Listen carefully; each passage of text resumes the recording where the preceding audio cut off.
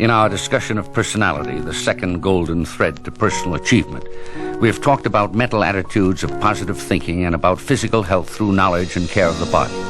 Now we come to the third element of personality, equal in importance to the other two. It is a strong will.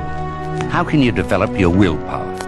If a man would move the world, he must first move himself, is a saying as old as ancient Athens. True, but how does a man mobilize his will? Let us right here see where you are as you have followed my discussions up until now. You have four things going for you. 1, you have ambition. 2, you want to improve yourself. 3, you are willing to do something about it. 4, you know the way. So far, so good. But these 4 need number 5, the willpower to control, discipline, and manage yourself, so as to turn your impulses into a definite program to which you will hold yourself until you reach your goal. Let me at once make this clear. The willpower required to carry you through can be developed. What is the will? It is to all our other faculties what a commander-in-chief is to the other members of his staff. When we have consulted all of our senses and weighed all considerations in our minds, there comes the moment when we have to decide. It is the will which says, this is the decision.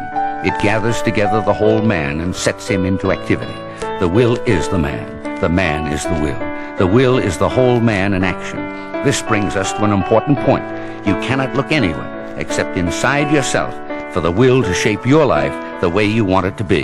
Nobody outside can do it for you. It is your will, and your will alone, which can make you.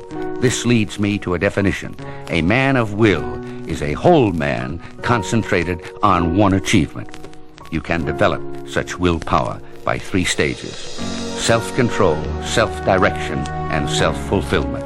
Self-control has 2 aspects: control of your thoughts, control of your temperament.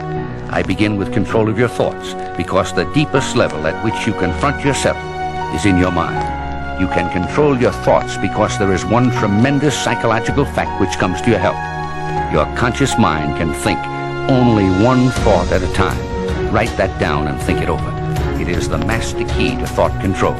You can stand sentinel at the gate of your mind. Here are the 7 steps.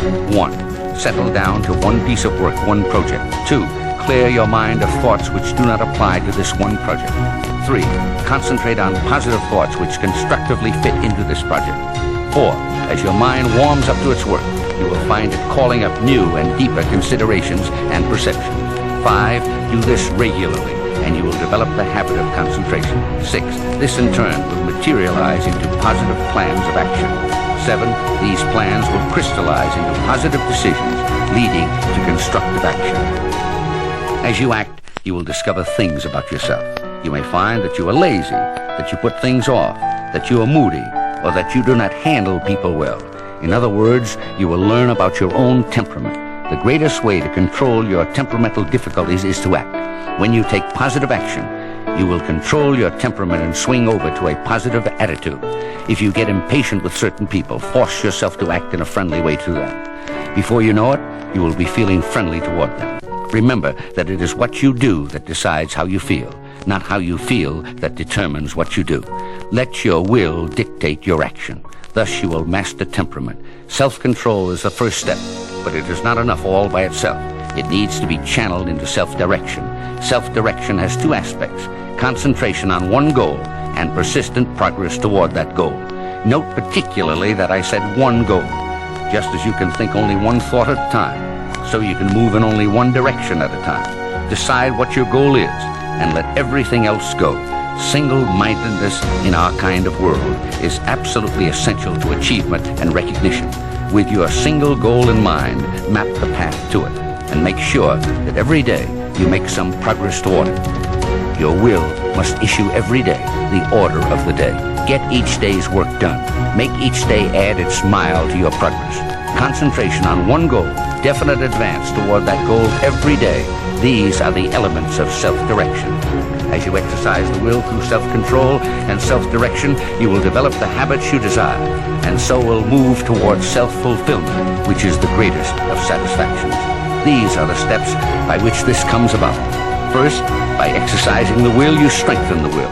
Thus you develop reliable character and achieve your true self. Second, this true self of yours will more and more express itself as it develops. It will gain confidence, take the initiative, and find its own original ways of meeting new and old situations. Third, it will maintain itself against the world. You will dare to stand on your own feet, act on your own convictions, maintain your own dignity.